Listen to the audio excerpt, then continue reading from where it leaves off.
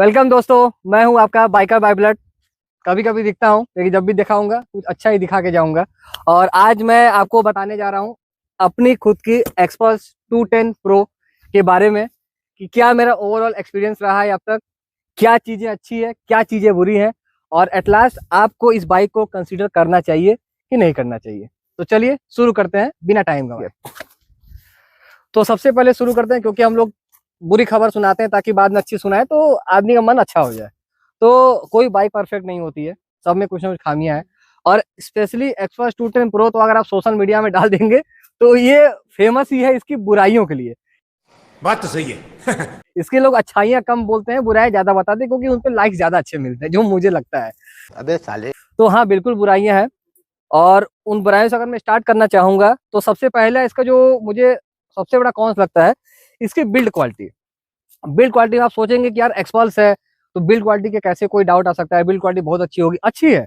लेकिन अगर इसको कंपेयर करेंगे 200 4V से, तो वो हीरो ने बाइक बनाई थी रगेट। आप उसको कहीं भी चलाओ, कहीं भी गिरा दो, उसके गिरने पे आपको यहाँ दर्द नहीं होता था। लेकिन इसको जब मैं चलाता हूँ ना, तो यहाँ पे गिरने से पहले ही हल्का हल्का दर्द होता है, क्योंकि पता है कि जिस दिन ये गिरेगी उस दिन इसमें अच्छा खासा डैमेज होने वाला है। ऑलरेडी मैंने कुछ वीडियोस देखे हैं, आप भी अगर सोशल मीडिया पे देखेंगे तो नॉर्मल फॉल में भी लोगों का हैंडल बार टेढ़ा हो जा रहा है, ये चीज टूट जा रही है, ये जो रेडिएटर माउंट है, जो रेडिएटर का जगह है, ये थोड़ा डैमेज हो जा रहा है। तो बिल्ड क्वालिटी हीरो ने इतनी रगेड इस बार नहीं ऑफर की है आपको। शायद वो इस बार बिल्ड क्वालिटी पे ज्यादा ध्यान ना देकर राइड क्वालिटी पे ज्यादा ध्यान देना चाहते थे।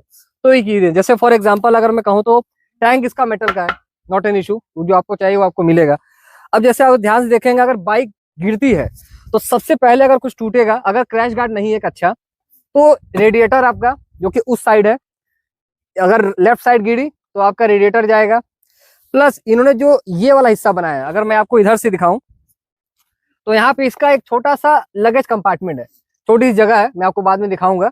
तो ये आप देख रहे हैं, इसमें ऑलरेडी प्ले है। तो अगर सैडल स्टे नहीं है तो ये गिरी तो ये 100% टूटेगा, और कई लोगों का सबसे पहले यही चीज टूटता है। दूसरी चीज आप देखेंगे तो इसका जो ये आप देखेंगे तो साउंड आपको इसको में हॉलो साउंड फील होगा।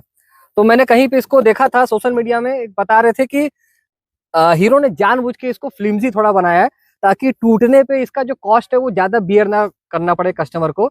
इंश्योरेंस में है, अगर इंश्योरेंस नहीं भी है तो ज्यादा महंगा ना है। नहीं पता कि कितने का आता है, फ्यूचर में अगर कुछ हुआ बिना इंश्योरेंस के तो पता चलेगा, बट हाँ ये बहुत आसानी से टूटेगा। ये होगी बात इसकी बिल्ड क्वालिटी की। दूसरा इसका कॉन्स बताऊं तो भाई, बारिश में अगर आपको इसको चलाना है तो आप घर से भैया हाफ पैंट और बनियान में पहन के निकलो, क्योंकि ये बाइक आपको कहीं से माफ नहीं करेगी। मैं आपको अगर स्पेशली आप दिखाएगा, जो इसका बीक देख रहे हैं, ठीक है, ऑफ रोडिंग के लिए बहुत अच्छा है ये जो, लेकिन जो इसका गैप देख रहे हैं, क्योंकि 21 इंच का टायर है, मैं कभी इसमें शॉर्ट्स में डाल दूंगा। जब इसमें अगर बारिश नहीं भी हो रही है, सड़क पे सिर्फ नॉर्मल सा पानी है, ये पूरा बारिश का पानी ऐसे आता है, ये पूरा वाइजर गंदा होता है, और अगर आप ज्यादा स्पीड में है तो आपके ये हेलमेट तक उसके छींटे आ जाते हैं। तो वाइजर बंद रखना, नहीं तो प्यूरिफाई पानी पियोगे भाई, समझ सकते हो। भाई साहब कुछ ज्यादा नहीं हो गया ये? मतलब कुछ भी। तो ये है कि बारिश में आपको ये गंदा करेगी, कुछ ज्यादा एडवेंचर फील करा देगी, तो एट योर ओन रिस्क। तीसरा इसका जो कंसर्न है, जो मुझे सबसे बड़ा लगता है, आज 2025 चल रहा है, हमारे देश के अच्छे अच्छे सॉफ्टवेयर इंजीनियर बड़ी बड़ी कंपनियों विदेशों में काम कर रहे हैं, लेकिन 2025 में भी हीरो जो है एक ढंग का TFT कंसोल नहीं बना पाया। अब आप सोचोगे कि इसमें क्या प्रॉब्लम, प्रॉब्लम ये है कि ऐसे तो बहुत अच्छा है, इजी टू रीड है, सारे फॉन्ट अच्छे करते हैं, एनिमेशन बहुत अच्छा है, सब कुछ बढ़िया है। लेकिन अब मैं आपको एक चीज दिखाना चाहूंगा। अब देखिए, इसमें एवरेज स्पीड 52 kmph दिखा रहा है, एवरेज फ्यूल 43 kmph, ये फिर भी ठीक है, चलो। अब मैं इसको आपको दिखाऊंगा, जब इसको आप चलाते हैं तो ये जो रियल टाइम माइलेज इंडिकेटर है, ये इन्होंने आज से 5 साल 6 साल पहले जो ग्लैमर आती थी FI, वही वाला टेक्नोलॉजी इसमें डाल दिया है। ये कुछ भी दिखाता है, 120 kmph दिखाएगा, 90 kmph दिखाएगा, जबकि पॉसिबल ही नहीं है 210 सीसी इंजन के साथ। कुछ भी। दूसरा चीज, इनका जो हीरो ऐप का कनेक्टिविटी है बहुत बेकार।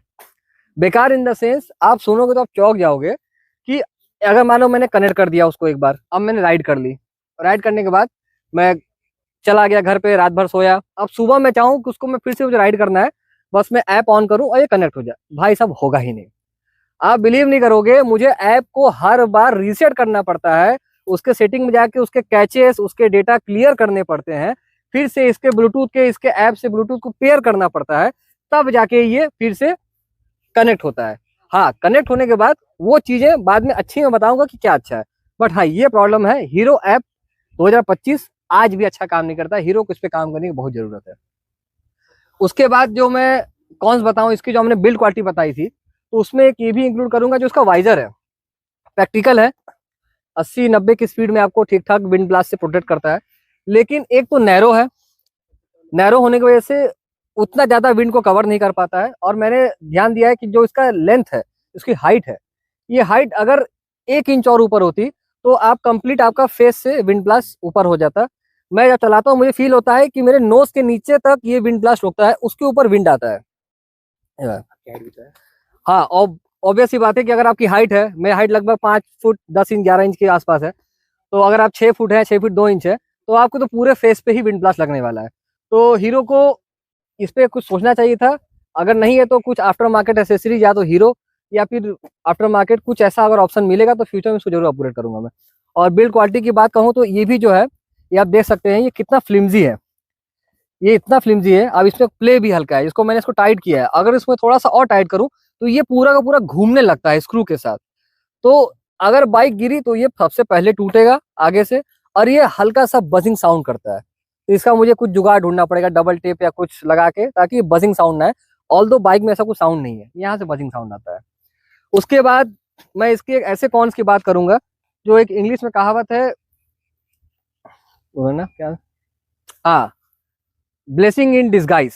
कहा जाता है कि श्राप जो है आपको अच्छे में बुरा भी मिलता अरे कहना क्या चाहते हो? है।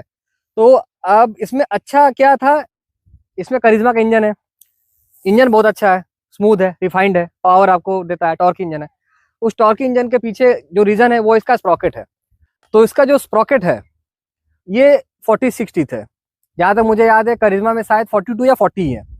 तो इंजन सेम है, तो इस टीथ की वजह से आपको फायदा मिलता है, जो मैं आपको बाद में बताऊंगा। नुकसान आपको ये मिलता है कि जब आप इसको 95-100 के ऊपर क्रूज करना शुरू करोगे तो इंजन में पावर आपको फील होगी, आपको लैग फील नहीं होगा कि पावर कम है।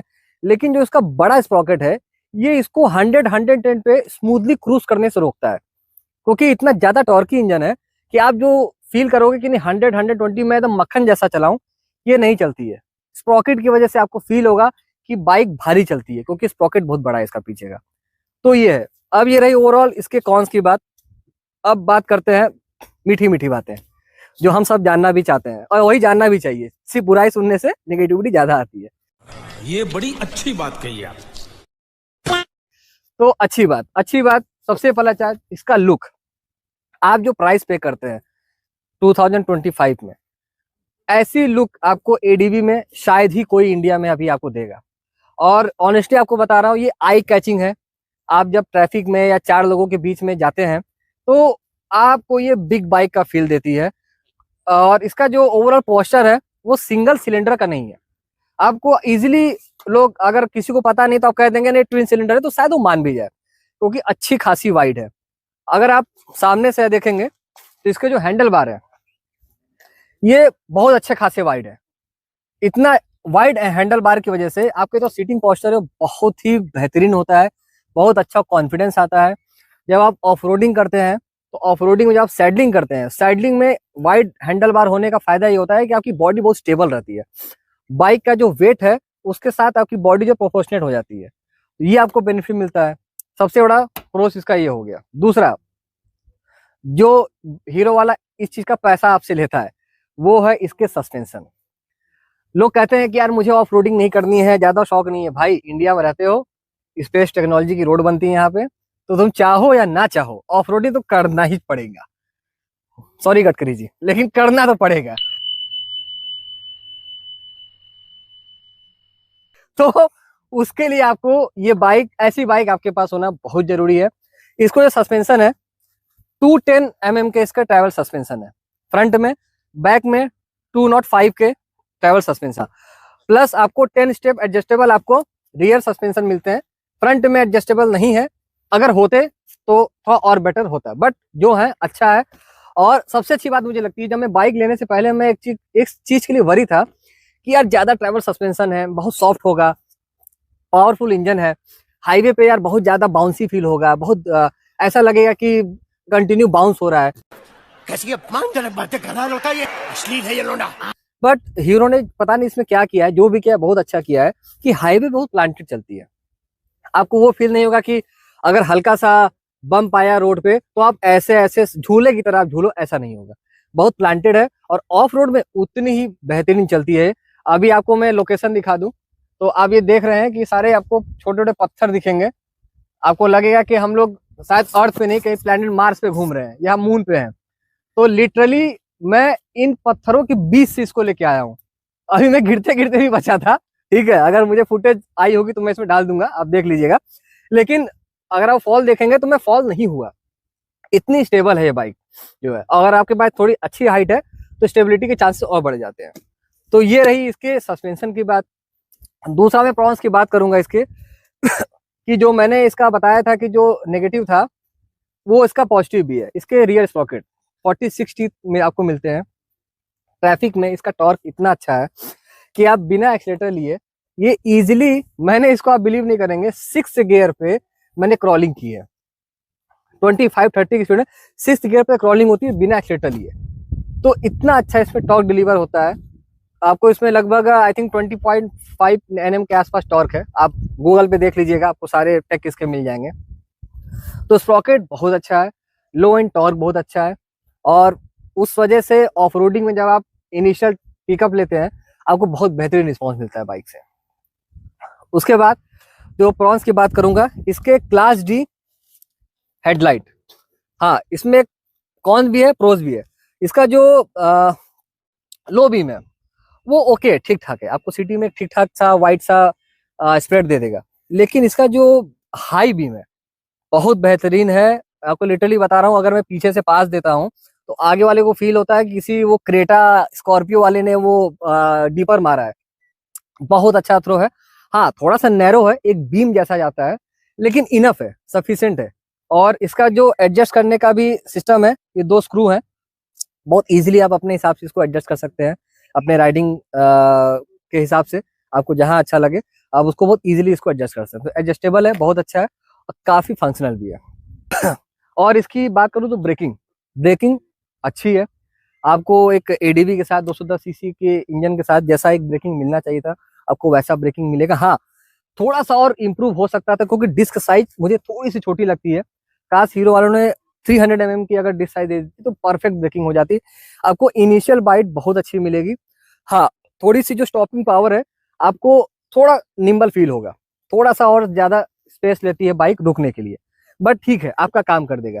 रियर ब्रेक भी ठीक है अपनी जगह, स्विचेबल है, आप एबीएस के साथ खेल सकते हैं। ऑफ रोडिंग पूरा करना है आप दोनों एबीएस बंद कर दें, आपको ट्रेलिंग करनी है आप पीछे के एबीएस बंद कर दें, कुछ नहीं करना है, चुटा हाईवे चलना है, दोनों एबीएस ऑन रखें, बाइक आपकी बहुत अच्छी चलेगी। तो ओवरऑल मैं ये कहूंगा कि बुराइयां इसमें है, लेकिन बुराइयों से अच्छा बहुत ज्यादा इसमें अच्छाइयां हैं। बस सोशल मीडिया एक ऐसा चीज है कि लोग बुराइयां बता के ज्यादा लाइक्स गेन करना चाहते हैं। हाँ एक चीज है जो हो सकता है आप सोचें, इसका टॉप हिट का नॉइस ऑलमोस्ट 10 में से 8 एक्सपल्स ऑनर जो है टॉप हिट नॉइस बता चुके हैं। तो मैं लगभग 3.5 किलोमीटर चला चुका हूँ, अभी तक मुझे टॉप हिट नॉइस नहीं आया है। अब होप कि फ्यूचर में ना आए, अगर आता है तो मैं आपको जरूर अपडेट दूंगा। अभी फिलहाल कोई इंजन से नॉइस नहीं है, बहुत स्मूथ है, बहुत काम इंजन है। तो बात करते हैं इसके कंक्लूजन पे कि क्या आपको ये बाइक लेनी चाहिए आज की तारीख में। तो मैं तो यही कहूंगा कि भाई अगर आपको ऑफ रोडिंग का शौक नहीं है तो भी आप इस बाइक को लो। आप इस बाइक को लोगे तो आपको ऑटोमेटिक ऑफ रोडिंग का शौक हो जाएगा, क्योंकि ये बाइक बहुत अच्छी है, ठीक है। और जो आप प्राइस पे करते हो आज की तारीख में आफ्टर जीएसटी स्लैश के बाद जो है 2,04,000 की ऑन रोड आती है 210 प्रो मॉडल, तो बिल्कुल वैल्यू फॉर मनी बाइक है। हाँ थोड़ा बहुत बिल्ड क्वालिटी से आपको कॉम्प्रोमाइज करना पड़ेगा, बट उसके अलावा आपको बहुत अच्छा पैकेज प्रोवाइड करती है। अगर आपको लॉन्ग राइड के शौक है तो आप बिल्कुल इसको कंसीडर करो। इसको इसीलिए इसको कहा जाता है डुअल पर्पस बाइक है। आपको 1% सोचना नहीं पड़ेगा कि मैं वहां जा सकता हूं कि नहीं जा सकता हूं। शायद आपको डाउट हो जाए, लेकिन ये कहेगी कि मुझे तुम लेके जाओ, मैं चलूंगी। तो बिल्कुल कंसीडर कर सकते हैं। 2 लाख में मेरे ख्याल से one of the best ADB bike है जो करंटली इंडिया में अभी एग्जिस्ट करती है। सो ये है फाइनल कंक्लूजन मेरा अपनी एक्सप्रेस 210 प्रो के साथ। जल्दी मिलते हैं। अगर आपको कुछ भी क्वेश्चन है, कुछ भी डाउट है इस बाइक को लेके, बिल्कुल कमेंट सेक्शन में डालिए, मैं उसको जरूर जवाब दूंगा। कुछ भी अगर आप इसका परचेज करने का सोच रहे हैं, क्या आपकी कौन उसको लेके कौन से, मैं जरूर रिप्लाई करूंगा, तो कमेंट जरूर करिएगा। बाकी मिलते हैं नेक्स्ट टाइम खूबसूरत मशीन के साथ। Bye bye.